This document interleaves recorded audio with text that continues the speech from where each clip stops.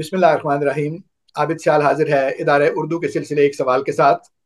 और मेरे दोस्त जनाब डॉक्टर शाहिद नवाज साहब आज दस्तयाब हुए हैं इस एक सवाल के जवाब की तलाश में। मुझे बहुत शुक्रिया जनाब वाला, आपने वक्त नियात फरमाया।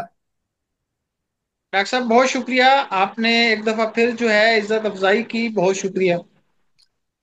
अ, एक वीडियो मैंने आपको भेजी थी अपने इदारे के तहत, और उसमें कुछ शायरी के बारे में कुछ मामला थे। उस पर कमेंट करते हुए आपने फरमाया था कि शायरी का जो बुनियादी अंसर है वो मुतखय्यला है।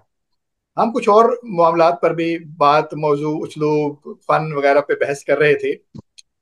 तो आपने कहा कि ये मुतखय्यला है। ज़ाहिर है कॉलेज से लेके और उससे पहले से लेके अब तक मुतखय्यला पर बहुत सी बातें होती रहीं। लेकिन ज़रा उनको भी ताज़ा कर लेने में और आपका ख्याल दोबारा इसको जान लेने में कोई हर्ज नहीं है कि एक दफ़ा फिर हम पलट कर इस पर बात करें कि जो मौजू है वो तो ज़ाहिर है अलग से एक ख्याल जो है वो ढला हुआ मौजूद होता है उसमें। और अगर बुनियादी जो मामला है वो मुतखय्यला का है, तो क्या ये ख्याल के साथ साथ ही उसके उसलूब में, उसके फन में भी कहीं अपनी कार फरमाई रखती है?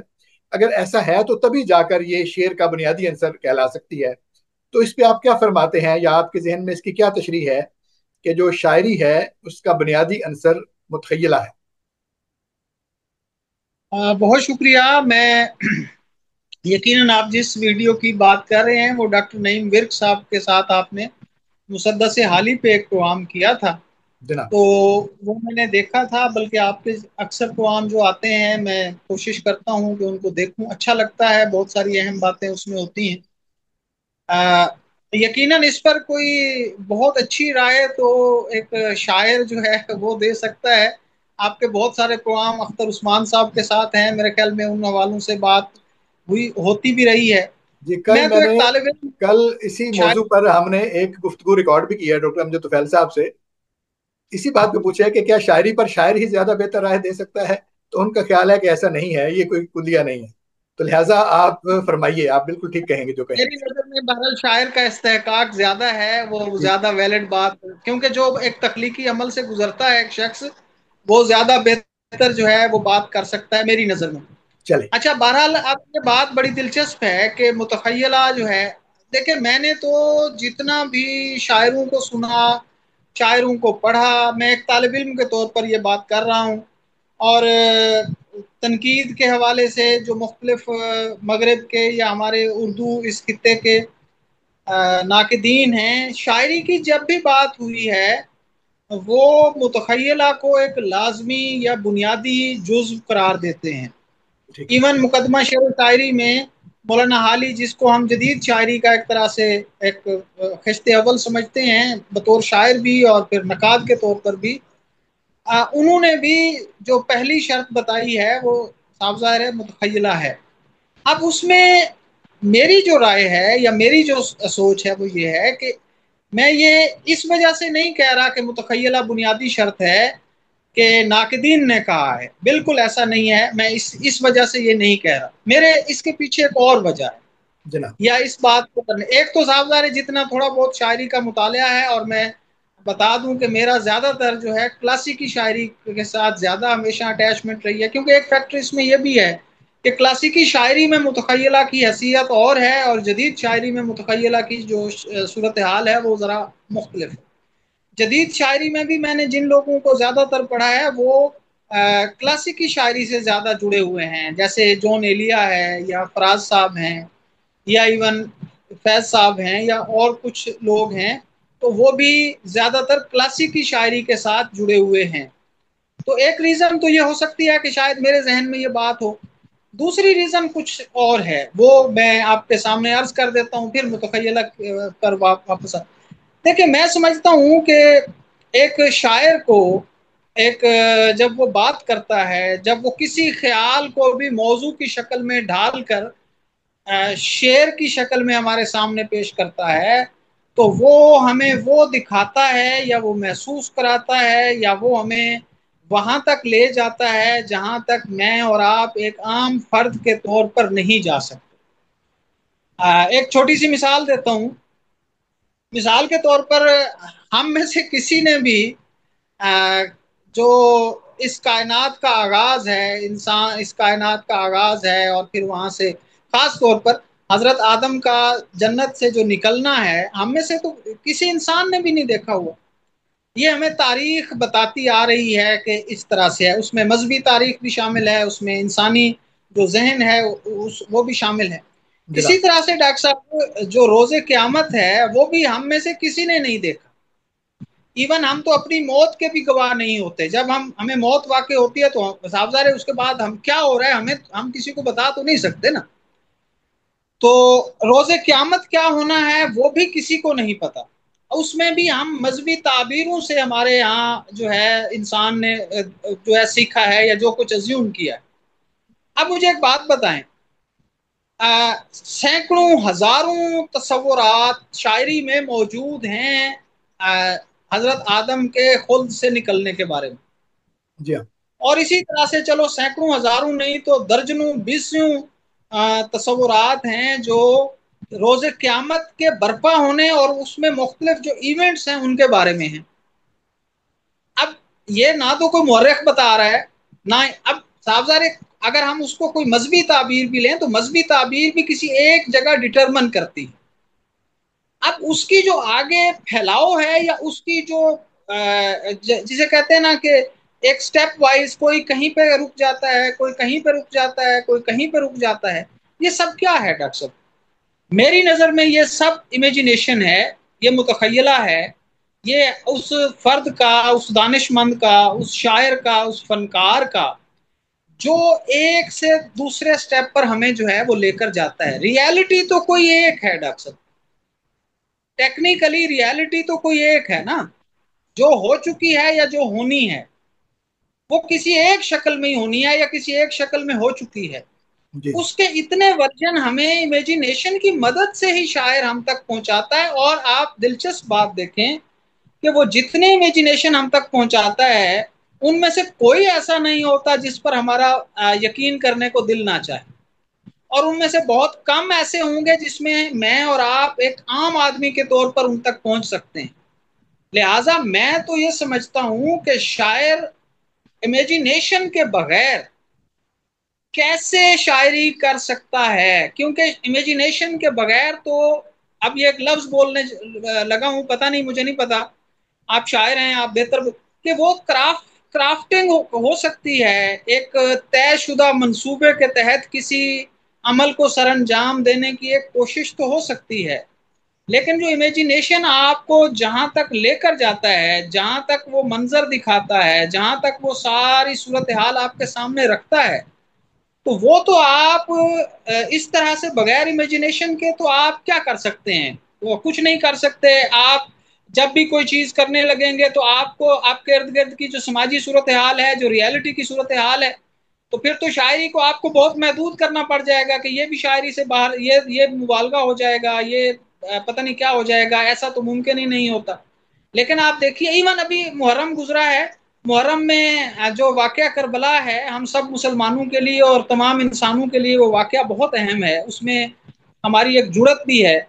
उससे हटकर अगर हम देखें तो उस वाक़ये के बारे में हजरत, देखिए ना, हजरत इमाम हुसैन की जो शहादत है या उनके साथियों की जो शहादत है, वो डॉक्टर साहब एक ही तर्ज पर हुई है ना, एक ही दफा हुई है और एक ही तर्ज पर हुई है। क्या हमारा मरसिया गो शायर क्या उस शहादत को जब पेश करता है अपनी शायरी में, तो क्या वो अपनी इमेजिनेशन की बुनियाद पर ही नहीं उसके मुख्तलिफ मदारज या मुख्तलिफ पहलू या मुख्तलिफ जिहाद दिखाता? और क्या हम उनमें से किसी एक जहत पर भी सच्ची बात है कि क्या हम उसको रद्द कर सकते हैं कि ये जहत उसकी जो है, ये तो हमारे सामने, का मतलब यह है कि ये इंसानी तारीख में बहुत करीब तरीन वाकया है, ये कोई बहुत दूर देखिए, का वाकया नहीं है। देखिए ये तो फनकार का, या जो भी सिर्फ फनकार नहीं बल्कि बयान करने वाला कोई भी आदमी है, ये तो उसकी बुनियादी सिफत है। इसको हम सिर्फ शायरी के साथ कैसे जोड़ सकते हैं? मसलन जब आप फिक्शनलाइज करेंगे किसी मामलात को, दास्तान वाला आदमी भी यही करता है।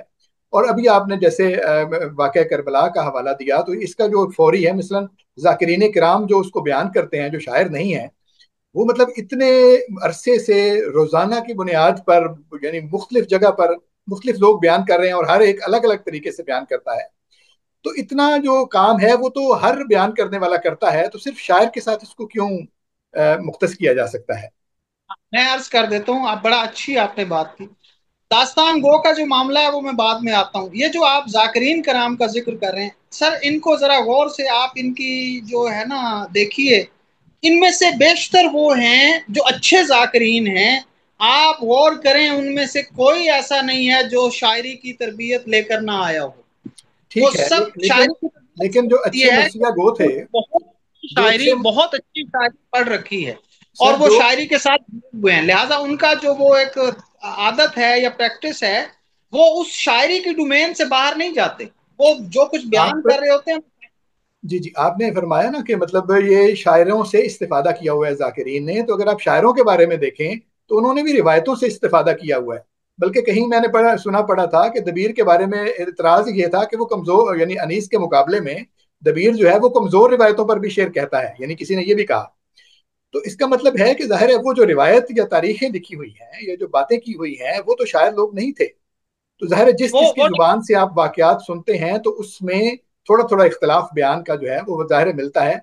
हम उसकी सेहत पर बात नहीं करते। मेरे कहने का मतलब ये है कि आप इस वाक्य के अलावा कोई भी वाक्य है, मसलन कल का वाक्य है, ये सैलाब के बहुत सारे वाकयात आपके सामने आ रहे हैं, जंग के बहुत सारे वाकयात जो हमारे माशरे में हैं, जो जो आदमी बयान करता है उसमें कुछ ना कुछ वो, यानी अपने जाविये से उसको देखता है तो उसमें कुछ ना कुछ शामिल हो जाता है।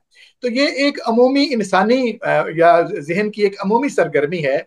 इसको सिर्फ हम शायरी के साथ यानी कुछ अलग उसमें क्या है शायरी में ऐसा, उस पर फरमाइए। हाँ जी, उसमें देखें जो बात आप कर रहे हैं कि रिवायत से, देखिए शायर या कोई भी आदमी जब भी बात लेता है वो लेता तो किसी अमरे वाकया से ही है। ये तो नहीं हो या सकता ना कि लेकिन नहीं, उस अमरे वाकया अमरे वाकया तो एक है ना सर, रिवायतें बेशुमार हैं। एक है। अब उस अमरे वाकया से उसने जहां तक उस चीज को ले जाता है, मसलन रिवायतों में या तारीख में भी जो चीजें मौजूद हैं, शायर जब उनसे लेता है या सीखता है या वहां से अपना मटेरियल लेता है, तो उसको फिर वो पेश करते हुए अपने इमेजिनेशन से जो है, मेरी समझ के मुताबिक वो अपने इमेजिनेशन से या मुतखयला से अब कुव्वत मुतखयला भी मेरी नजर में एक बहुत दिलचस्प चीज है।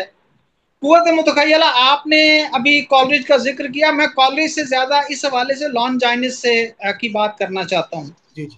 लॉन जाइनिस ने जिन चीजों की तरफ इशारा किया है वो बहुत दिलचस्प है। उसने कहा है कि आपकी जो उल्वियत है, उसने ज्यादा मुतखय्यला को नहीं डिस्कस किया, उसने मुतखय्यला के नतीजे में जो शायर पेश करता है या फनकार पेश करता है उसको डिस्कस किया है। और जनाब। उसने कहा है कि उल्वियत तभी पैदा होती है जब आप नेचर के करीब, जितने आप नेचर के करीब हैं और जितना आप फितरत के गहरे नबाज हैं और जितना आप फितरत के साथ जुड़े हुए हैं, उतना ही आपके अंदर वो जो अब मैंने हमेशा जो चीज देखी है वो ये है कि सोसाइटी जो है वो हमारे कुव्वत मुतखय्यला को बैन करती है, एक तरह से जिसे कहते हैं स्क्रू टाइट करती है।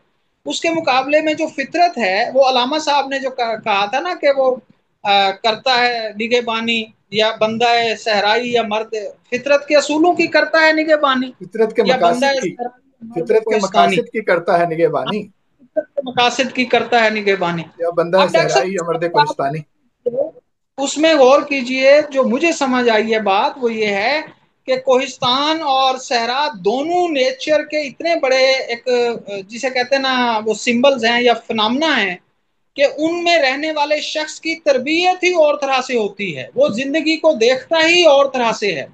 उसका जो इमेजिनेशन है, एक पहाड़ की इस तरफ जो खड़ा हुआ शख्स है वो पहाड़ के दूसरे समत जब तस्वुर करता है तो वो एक और तरह से तस्वुर करता है, और उस एनवायरनमेंट में ना पला हुआ शख्स जो है वो जब वो तस्वुर ही शायद उस तरह से नहीं, ये तो एक आम आदमी की बात है। मैं जनाब। समझता हूँ कि जो शायर है उसकी जो तरबियत है वो बहुत अहम चीज है। हम जितने पुराने क्लासिकी शायरों को पढ़ते हैं, आप उनके दरमियान जब क्लासिफिकेशन करते हैं, इवन जो मौलाना हाली ने मुकदमा में भी जिन चीजों की तरफ इशारा किया है, मैं जब उस पर गौर करता हूँ तो मुझे लगता है कि वो शायर या वो लोग जितना फितरत के ज्यादा करीब रहा है, उसके यहाँ मुतखय्यला की ताकत, और मुतखय्यला की ताकत से मुराद है कि अनदेखी कैफियत को महसूस करना और फिर उसको साफ ज़ाहिर है वो दिखाने वाला जो पैटर्न है वो उसका फन है। ऐसी चीज को देखना या ऐसी चीज को महसूस करना जो आम सतह पे आप उसको महसूस नहीं कर सकते या जो है वो नहीं देख सकते, इस चीज को मेरी नजर में जो है मुतखय्यला है। और मैं समझता हूँ कि लेकिन शायरी आप का ये इसमें आप कोई कॉन्फ्लिक्ट नहीं देखते? देखें, नेचर तो वो है जो मौजूद है, मुतखय्यला वो है जो आपने बनाया हुआ है। वो मावरा मावरा होती है नेचर से, और ये एक दूसरे के मुखालिफ नहीं। नहीं डॉक्टर साहब, मैं नहीं समझता, उसमें अर्ज कर देता हूँ। देखिए, नेचर जो मौजूद है वो हम हमने अपने इर्द गिर्द जो मौजूद, मिसाल देता हूँ, हमारे इर्द गिर्द परिंदे हैं, जी जी। हमने सारे परिंदे नहीं देखे हुए। हम जब एक देखे हुए परिंदे की बुनियाद पर उसका इजहार करना चाहते हैं, तो यकीनन हम उस परिंदे को इमेजिनेशन की सतह पर, एक रियलिटी में वो परिंदा है और एक इमेजिनेशन की सतह पे है। हम इमेजिनेशन में जब देखते हैं तो वो परिंदा वो नहीं रहता जो हमारे सामने है, जी जी। और वो परिंदा वो भी नहीं होता जो हकीकत में मौजूद नहीं है। वो कहीं ना कहीं किसी शक्ल में थोड़े बहुत फर्क के साथ मौजूद होता है। उसको जब दिखाया, ये अलग बात है कि वो उस नेचर का हिस्सा नहीं है जिस नेचर को अब तक हम डिस्कवर कर चुके हैं। ठीक आम आदमी ऐसे ही सोचता है कि नेचर वही है जो हम डिस्कवर कर चुके हैं। शायर या इस तरह का किरदार जो है, मेरी समझ के मुताबिक वो अनडिस्कवर नेचर को भी जिंदगी का हिस्सा समझता है और अपने मुतखय्यला की मदद से ही उसको डिस्कवर करने की कोशिश करता है। ठीक है। इसका मतलब है कि फिर सिर्फ मौजू तक रहेगा मामला, सिर्फ मौजू तक है, या फन का जो लवाजिम है और जो उसलूब के जो लवाजिम हैं उनके इस्तेमाल में भी कहीं मुतखय्यला का अमल दखल है, या सिर्फ लेकिन ख्याल ऐसे तक ये है? जो बात आप कर रहे हैं, मेरी नजर में तो ये सारा शायरी का फन है कि इजहार के पैटर्न्स क्या क्या हो सकते हैं। मेरी नजर में जी ये हाँ। सारा फन है। और जी। ये साफ जाहिर है, उस वो जो आपकी मुतखय्यला है, उस मुतखय्यला में मैं उसको एक थोड़ा सा, अगर मैं शायद उसकी वजाहत कर सकूं। देखें, आपने किसी दर्द को बयान करना है, किसी भी दर्द को बयान करना है। अब दर्द चूंकि एक ठोस चीज नहीं है, एक फीलिंग है। जी हाँ। और मैं अक्सर ये बात, मतलब इस बात पर तवज्जो करता हूँ कि बड़ी शायरी जो है वो जो लेकर आती है अपने अंदर, वो ले ही एहसासात को लेकर आती है। बाकी जो जिंदगी है वो शायद किसी और, जैसे कहानी है या किसी और चीज का हिस्सा बनने के लिए ठीक है, लेकिन बड़ी शायरी जो है हमेशा एहसासात। अब दर्द की जो कैफियत है डॉक्टर साहब, ये मैयर नहीं हो सकती। आप जदीद तरीन पैमानों से भी उसको टेक्निकली मैयर नहीं कर सकते। जी हाँ। लेकिन आप, एक शायर जो है जब उस दर्द, मसलन हिजर, हिजर जो है एक कैफियत है। अब हिजर साहब ज़ाहिर है, आपका हमारा क्लासिकी शायरी हिजर से आप देखते हैं भरी पड़ी है। लेकिन इसी तरह से जो विछोड़ा है, वो मुझे शायद फानी बदायूनी का शायद शेर है। मैं अगर मेरे जहन में आ जाता है तो मैं अर्ज कर देता हूँ कि सुने जाते न थे तुमसे मेरे दिन रात के शिकवे, सुने जाते न थे तुमसे मेरे दिन रात के शिकवे, कफन सिरकाओ मेरी बेजुबानी देखते जाओ।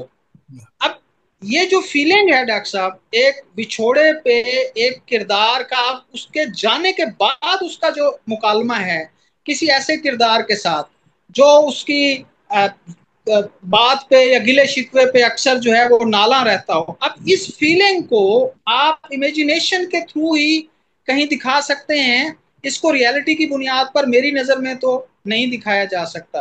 तो वो जो एक बनता है ना आपके जहन में, एक स्केच किसी भी चीज का, खुदा का, महबूब का, रोजे महशर का, हजरत आदम के जन्नत से निकलने का वो जो एक मंजर है, वो रियलिटी में तो कोई नहीं बता सकता ना। वो तो सारे का सारा जो दिखाया जा रहा है वो एक इमेजिनेशन है। और साफ जाहिर है, जो शायर मिसाल के तौर पर एक छोटी सी अर्ज करता हूँ, जी। एक आदमी को जिंदगी में कहीं से नहीं निकाला गया, यानी कि उसकी गलती की बुनियाद पर, जिसे हम मैं एक थोड़ा सा अजीब लफ्ज हो जाएगा, मतलब हाँ क्या कहना चाहिए कि बेइज्जत करके नहीं हाँ। निकाला गया। तो मुझे बताए गालिब ना गालिब का उसको, लफ्ज इस्तेमाल करें ना, बेआबरू होकर। बेआबरू होकर। तो बेआबरू होकर जब किसी को नहीं निकाला गया, तो मुझे बताए ना उसको हजरत आदम के जन्नत से निकलने की क्या फीलिंग्स आ सकती हैं। हाँ ठीक है, अब शायर वो, शायर लुधियानवी में अपने नज्म में कहा कि गो यहाँ नहीं है, यहाँ से निकाले हुए तो हैं। वो तो कॉलेज हाँ, को भी जन्नत ही समझा उन्होंने। जी। तो असल में सर जो मैंने तो इस चीज को जो मैं यकीन करें ये सारी की सारी जो बातें कर रहा हूं इनके पीछे सिर्फ एक ही चीज है। मीर साहब हैं, गालिब साहब हैं, बाकी हमारे जो क्लासिकी इवन दाग दहलवी तक आते आते जितने लोग हैं, मैंने इनको मैंने बहुत नहीं पढ़ा लेकिन मैंने जितना थोड़ा बहुत पढ़ा है, जो बात मुझे समझ आती है वो ये है कि भाई आम आदमी जिस तरह से जिंदगी को या मामलात को देखता है, अगर शायरी उसी तरह से, ये मुसद्दस जिसका जिक्र शुरू में हुआ, मुझे डॉक्टर साहब सिर्फ एक बात बताएं, मैंने मुसद्दस अली के इस शेर को शायरी क्यों मानना है, जो जो शेर है कि कभी घोड़ा आगे बढ़ाने पे झगड़ा, कभी पानी पीने पिलाने पे झगड़ा, मैंने इसको शेर क्यों मानना है, मुझे सिर्फ इस बात का, कोई आप खुद शायर हैं, नकाद हैं, उस्ताद हैं, ये सवाल मेरा इसलिए है कि ये तो तारीख को आपने मंजूम कर दिया है। जी। मंजूम करना एक आर्ट है, वो शायरी नहीं है। तो वो तो कोई भी चीज आप उठाएं और उसको मंजूम कर दें। अनवर मकसूद ने एक दफा अताउल्लाह खान ईसा खेलवी के बारे में कहा था किसी पोआम में, वो बड़ा अच्छा जुमला था कि अताउल्लाह ईसा खेलवी या शायद उसने अपना तारड़ साहब ने कहा था कि हमारा ऐसा फनकार है कि जो अखबार की खबरें भी जो है ना वो गा लेता है, तो उसके पास इतना आर्ट है कि वो अखबार की लीडिंग स्टोरी को भी गाने में जो है ना शामिल कर लेता। तो बात यह है कि किसी चीज को, किसी तहरीर को या किसी ख्याल को सिर्फ मंजूम शक्ल में पेश कर देना, क्योंकि ये जो तस्वुर है, मैं आपको यकीन से कह रहा हूं कि मैंने मुसद्दस हाली से पहले इस शेर को या इस कैफियत को, जब हम छठी सातवीं आठवीं नौवीं दसवीं में थे, तो अरबों की जो तारीख हमने इस्लामियात में और दीगर जगहों पर पढ़ी, आप सल्लम की आमद से पहले अरबों के जो अहवाल पढ़े, उसमें ये सारी बातें इसी तरह से दर्ज थी। और उनको साफ जाहिर है अब बाद में हमने मुसद्दस आली की शक्ल में उसको पढ़ा। तो मैं तो इस हवाले से मेरा तो जो एक साफ जाहिर है, मेरी कोई हैसियत नहीं है कि मैं इस पर राय दूं, एक अपना नुक्ता नजर है कि मैं समझता हूं कि जब तक आप अमर वाकया को उठाएंगे नहीं, उसके रियलिटी से और उसको उससे कहीं ऊपर वहां तक नहीं ले जाएंगे जो उसकी एक इम्कानी सूरत हो सकती है, उस वक्त तक शेर नहीं बनेगा।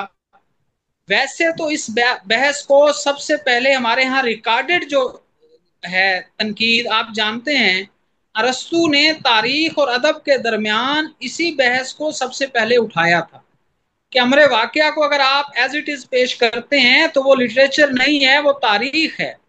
अमरे वाकया को जब आप अपने इमेजिनेशन की बुनियाद पर तब्दील करके वो करते हैं, वो जो सारी उनकी नकल वाली बहस है उसके तनाजुर में यही सारी चीजें चलती आ रही हैं कि अमरे वाकया को एज इट इज पेश कर देना जो है वो शायरी कम अज कम नहीं हो सकती। आप मंजूम उसको आप कह सकते हैं, एक नज्म की शक्ल में उस इजहार को कह सकते हैं, लेकिन शायर जो पोएट्री की बुनियादी वस्फ है वो शायद नहीं होगा। ठीक कहा आपने। असल में बात ये, इसी वजह से जाहिर है मुसद्दस को कोई यानी उर्दू की बहुत बड़ी नज़मों में जाहिर है शामिल नहीं किया जाता, उसकी तारीखी हैसियत और तरह से है जाहिर है, और उसको बहुत सी जो बाद की जो बड़ी नज़में हैं उनके पेशरो के तौर पर देखा जाता है, इस तरह के उसके मामलात हैं। तो जाहिर है जो खालिसतन अदबी नक़्द वाले मामलात हैं उन पर जो, इसी वजह से मुसद्दस हो या शाहनामा हो या इस तरह की बहुत सारी शायरी जो इस्लामी तारीख पर है, और इसी तरह दीगर जो तारीखी मामलात पर की गई जो शायरी है उसके बारे में इस तरह के मामलात हैं।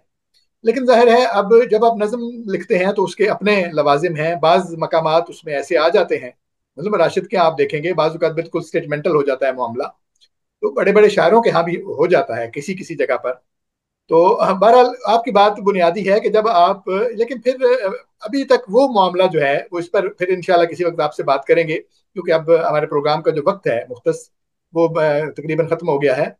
कि यानी इस सारे तखय्युल को या इस सारी मुतखय्यला को सिर्फ शायर के साथ जो है वो जोड़ना, चूंकि अरस्तू के ज़माने में जो उसने बात की तो ड्रामा जो है वो मंजूम शक्ल में है, तो लिहाजा वो शेर की और अदब की बात इकट्ठी करता है। तो इसी तरह शायरी के जो नकाद हैं जब उस पर बात कर रहे हैं तो वो उस पर बात करते हुए ज़ाहिर है तख्लीकी अदब सारा जो है उससे उनकी वो मुराद अमूमन होती है, तो इस वजह से ज़्यादा शायरी की बात होती है। मेरा तो ख्याल है कि सारे का सारा जो अदब है, जब आप फिक्शनलाइजेशन कहते हैं तो इसमें फिक्शन निगार भी वही कुछ ही करता है, जो अमर वाक़या है उसको उसी तरह नहीं रहने देता, उसमें अपना। मैं अब यह है कि जाहिर मैं अर्ज है जो जो सिर्फ के टूल हैं वो अलग अलग होंगे, जाहिर है फिक्शन के टूल्स अलग हैं तो वो उनकी मदद से क्लेक करेगा, और शायरी के टूल्स अलग हैं, तो वो उनकी मदद से करेगा। बुनियादी मामला शायद एक जैसे ही होता हो। मेरा ख्याल है इस पर फिर मैं बात करेंगे। या चले वाइंड जी अप करने के लिए मैं आप इस पे एक जुमला फरमा दीजिए। आपने ये आखिर में जो कहा ये बहुत अच्छी बात है कि फिक्शन में भी यही कुछ होता है, लेकिन उसमें थोड़ा सा जो फर्क मैं समझता हूँ, वो जरूरी नहीं है ऐसे ही हो, लेकिन जो मैं समझता हूँ कि फिक्शन निगार समाज में जो मुमकिन इम्कानात होते हैं, जो इंसानों के मतलब कसरत या किल्लत के साथ जुड़े हुए हैं, उन इम्कानात तक महदूद रहता है।